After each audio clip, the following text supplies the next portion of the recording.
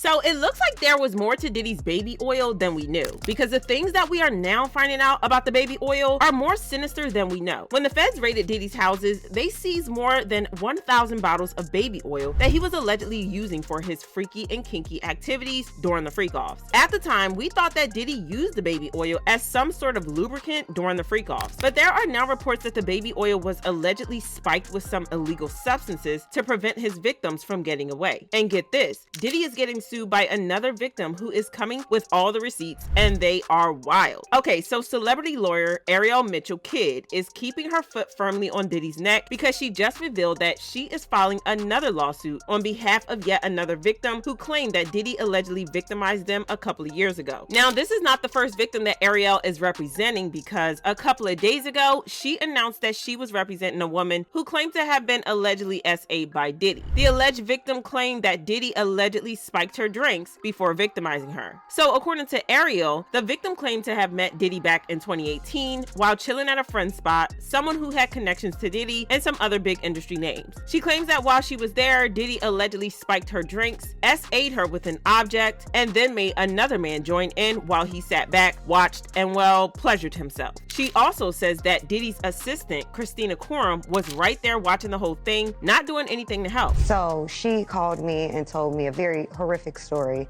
about her assault and her escape from the assault. She told me that she was at a friend's house who had industry ties and was on the phone with Diddy, and he decided to come to the house. And when he came to the house, everything was fine, that there was another woman there who we've determined to be Christina Coram, KK, who Diddy talks about a lot as his like right-hand woman, if you will, and that they were discussing her, and then that led to her being served a drink where then she started to feel woozy, and then Mr. Combs sexually assaulted her with an inanimate object, and then actually directed another gentleman to her while he watched and pleasured himself. She went on to say that the victim somehow snapped out of the up state that she was in and managed to escape, running out of the house and screaming for help. Thankfully, a neighbor heard her and the police were called. So she was able to escape eventually and ran out into the streets yelling and screaming, and a neighbor heard her because this happened in a quiet suburban neighborhood, if you will. So there's a witness? Yes, we have a witness. We also have a police report, and that was made in 2018, that she, when she initially filed the police report, she didn't name Diddy out of fear of retaliation, and more importantly, fear that no one would believe her. Right. So she then updated that report, and we've been working with law enforcement to have them actually look into that report. They didn't do too much then, but now they are looking more closely at it. All right, so let's slow that down just a minute. So when we talk about what happened in that house and she's running out to the street, I can see it as you're describing it so well. Did she call the police right away? You said that obviously that there is a police report, but is she calling 911? Is she going to the neighbor's house? Can you give us any more detail about what happened? Sure. What she did was, as she's running out the house yelling, a neighbor saw her and invited her into the home. Okay. And it's the neighbor who then called the police, and the police did come out at that time.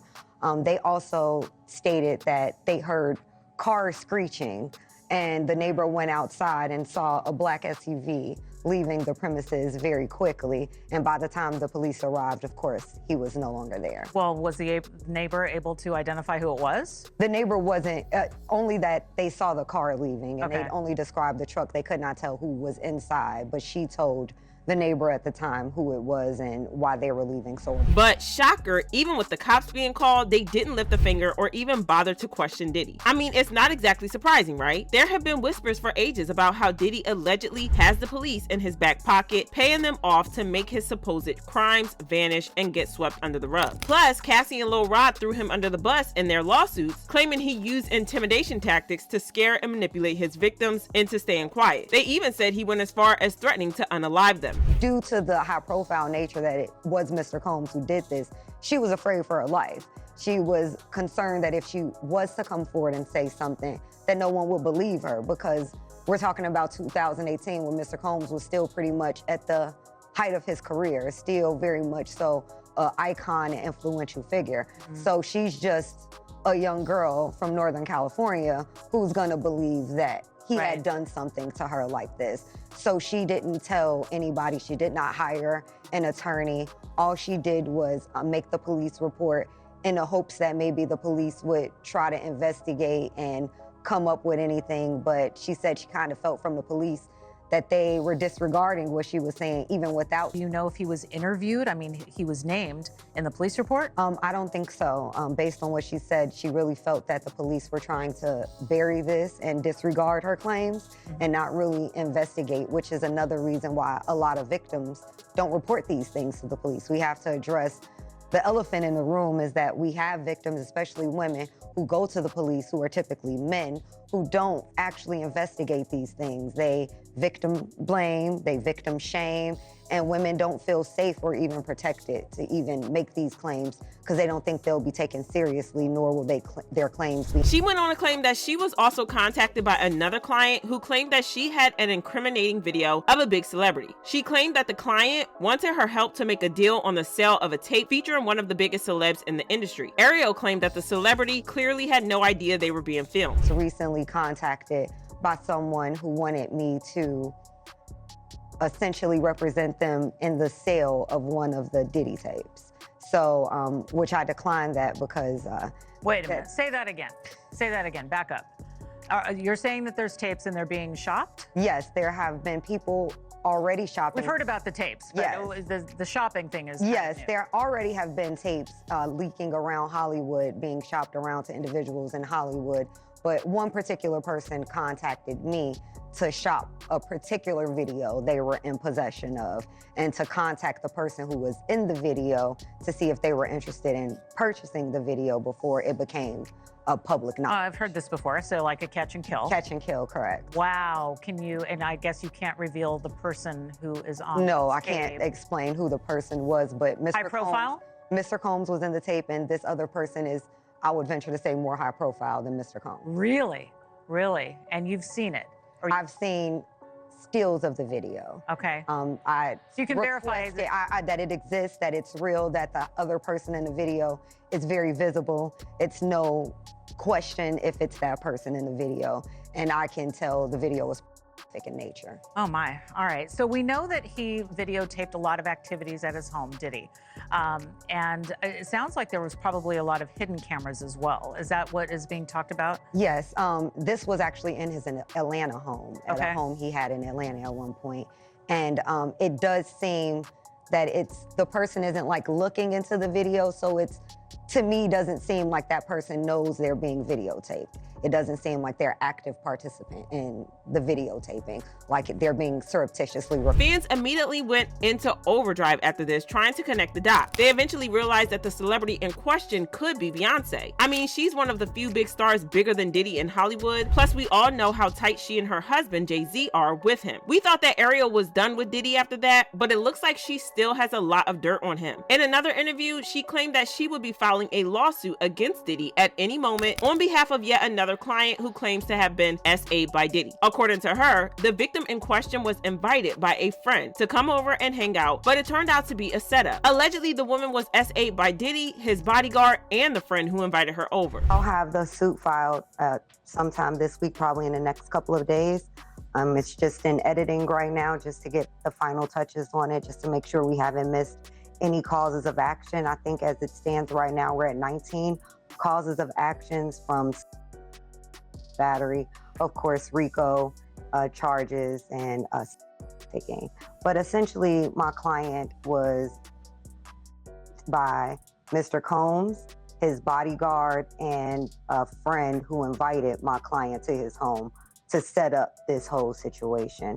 The details are graphic in nature, and the complaint lays out all of the details in the graphic, just deplorable way my client was victimized in that day, or in that night rather, and her harrowing escape and how she was able to finally get away and managed to get to safety after the gruesome attack. She then went into more detail about the alleged incident, revealing that Diddy allegedly spiked her drink, but she stopped after one sip. Diddy then allegedly proceeded to threaten her with a knife, forcing her to take her clothes off, and then he squirted some baby oil on her until she was covered in the oil. Once she was covered in it, Diddy allegedly started to attack and SA her. The victim claimed that the oil that was squirted on her made her body limp, and she soon figured out that the oil must have been spiked with some sort of substance. There is a part where Mr. Combs is threatening her with a knife and makes her take off her clothes, and then he takes what she believes is some type of liquid substance out of a bag, out of a fanny pack to be specific,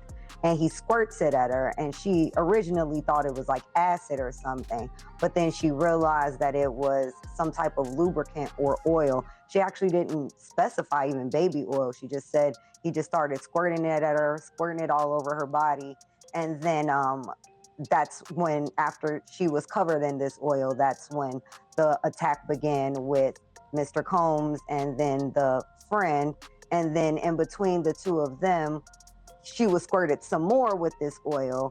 And then the bodyguard then attacked her as well. But she said over the course of this, her body got more and more limp, and she couldn't figure out essentially what was causing it, because it wasn't as if she was forced any. She said she had a cup of water that she took a sip of, and she knew immediately it wasn't just water, but she only took a sip. And she felt that whatever the liquid was being squirted on her had something in it, which essentially debilitated her and her faculties. Ariel then went on to claim that she believed that the oil had been spiked with a substance like GHB, which lowered her defenses. Yeah, that's what I was going to ask you. I mean, because in the complaint, the Fed's complaint, they talk about all of those bottles of body oil. So we knew there was a lot of lubricant, but do you have any idea what may have been in it? Is there something that could have been in it that would have made it so she couldn't move? So I've done some internal research after I had my intake with my client, and it seems that oil in general is used as a conduit for specific, like for instance, GHB. So in order to get that to topically take into somebody's body, you need a conduit, which is typically oil.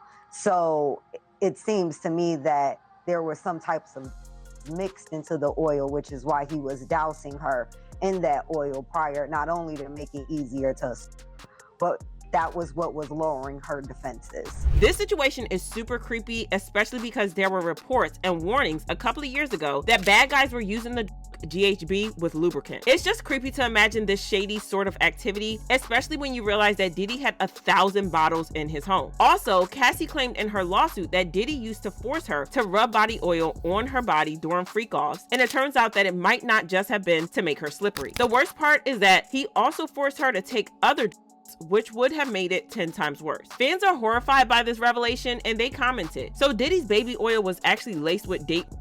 Makes sense as to why the man has so many bottles now. The world is so much worse than you think. It's laughable at this point. So Diddy was using GHB in the baby oil, and people were getting that way, as well as his benzos. That's insane. And GHB is an oily clear fluid. It makes sense that Diddy would hide it in baby oil bottles. This is a hot, creepy mess, but y'all drop your thoughts about this in the comments, then check out this next video.